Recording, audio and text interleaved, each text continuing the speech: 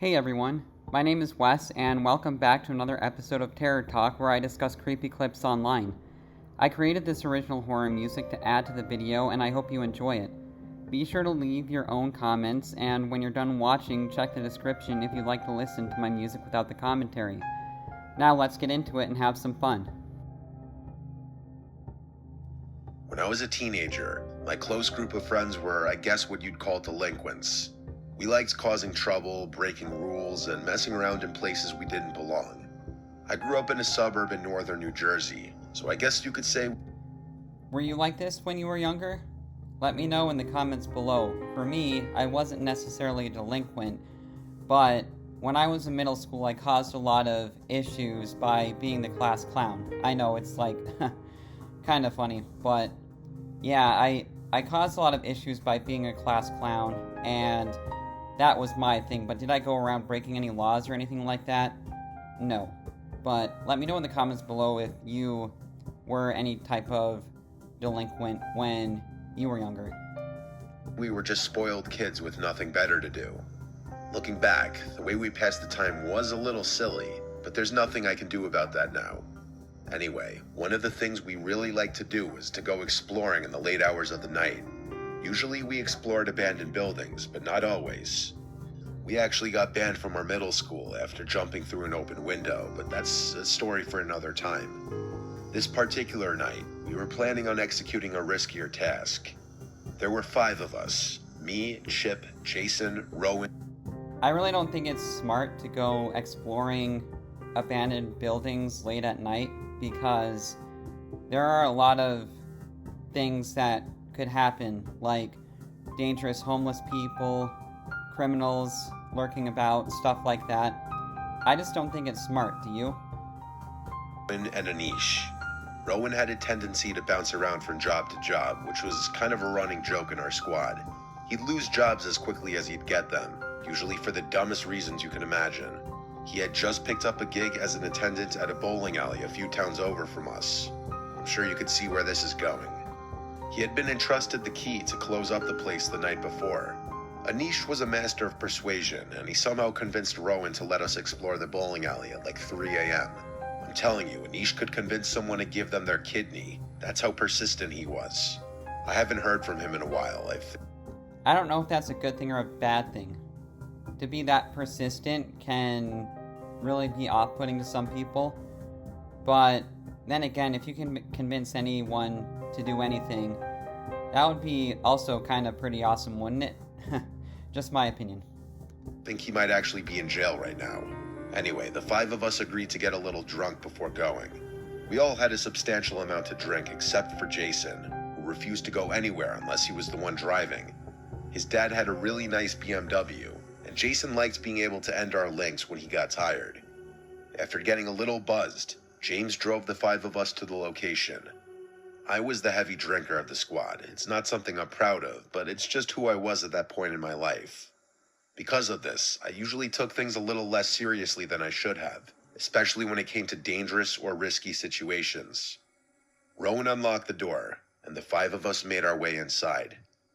Chip was usually the most cautious, and he kept chiding us to be careful in his hilariously high-pitched voice. Rowan told us we couldn't actually do any bowling right now, which we were all a little upset about. I had the genius idea of doing some makeshift sliding on the lanes as if they were slip-and-slides. Since we were drunk, this was actually pretty fun. The 5 of us soon tired ourselves out and decided we wanted to do some exploring. We asked Rowan if there were any back rooms we could check out, and he told us there were. We made our way into the employee-only area, and Rowan led us to some kind of storage room. We started poking around and flipping things over, just being stupid and... Yeah, this guy would be so fired for this if they knew that he was doing this. I mean, come on, how much more stupid can he get? careless. We figured Rowan was going to get fired anyway, so we weren't too concerned with messing things up. As we started getting bored, we heard a deafening bump from below us. The 5 of us froze, staring at each other. Jason, the only sober one in the group, asked if the place had a basement. Rowan looked just as shocked as we were, and told that he had no prior knowledge of a potential basement. Anish grinned, eager to continue exploring. Chip seemed really nervous, telling us that we were probably going to end up getting Rowan fired. We were whispering now, arguing whether we wanted to go look for this hypothetical basement. Just then, Jason lifted the edge of a rug nestled in the corner, revealing a hatch. We were shocked. The atmosphere in the room instantly shifted with the realization that the situation was now serious.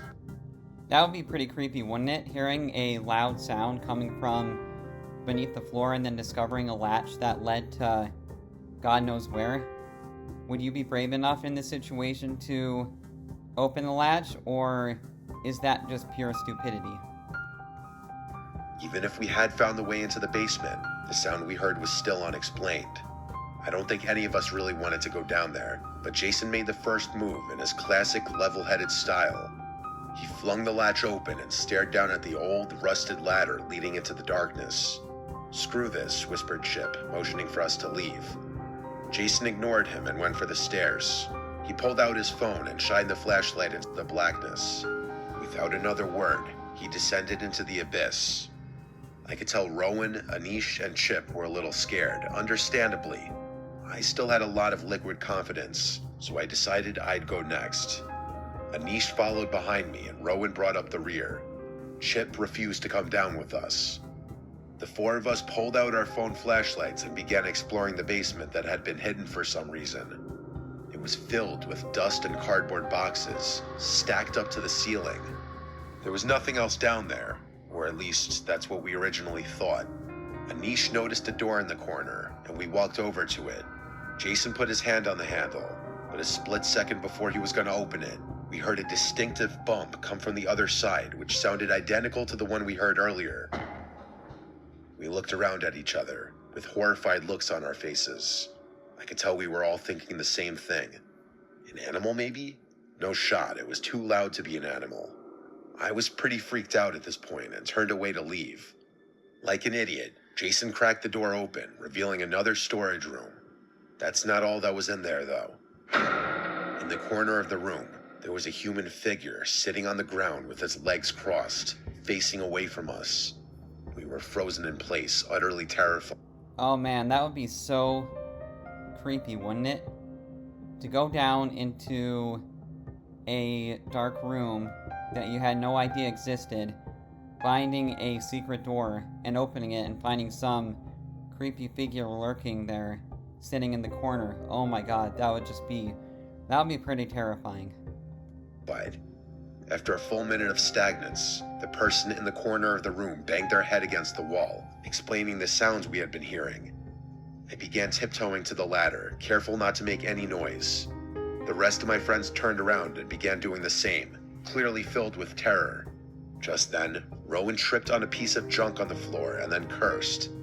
The person in the room yelled and we ran. Jason and I were up the ladder in a split second, with Anish close behind. Chip was leaned over the hatch, concerned with what he was hearing. Anish made it up and the three of us ran out of the room.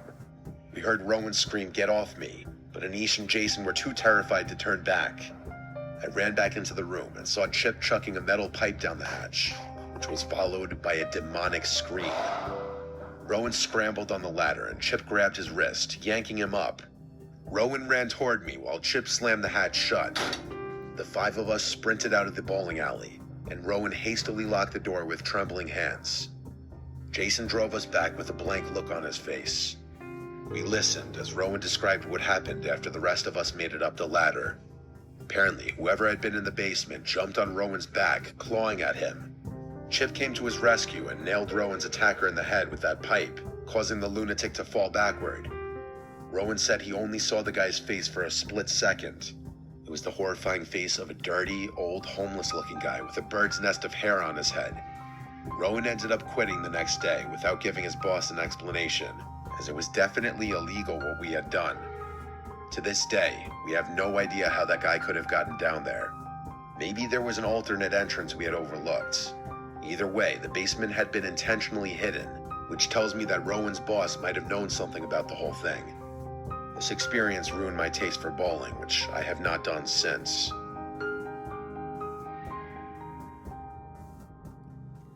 Yeah, so isn't it typical when you're trying to sneakily escape and then all of a sudden someone makes a sound and then it brings attention to whoever is there that you don't want attention to be brought to. Like, that's just straight up from a horror film, I feel like.